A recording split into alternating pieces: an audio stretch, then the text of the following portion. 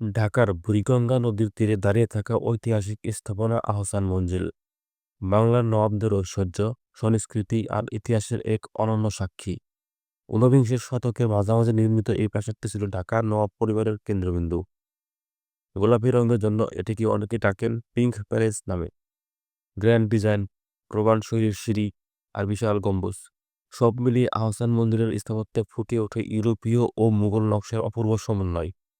একসময় এখানে হতো রাজনৈতিক আলোচনা, জমিদারি পরিচালনা আর বরণের উৎসব। বহু গুরুত্বপূর্ণ সিদ্ধান্তে জন্ম নিয়েছে এই প্রাসাদের ভিতরে।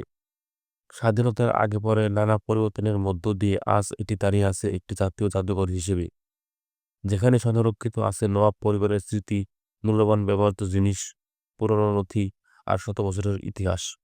আহসান মঞ্জিল শুধু একটি প্রাসাদ নয়, এটি ঢাকা শহরের অতীত, ঐতিহ্য ও গৌরবের জীবন্ত প্রতীক।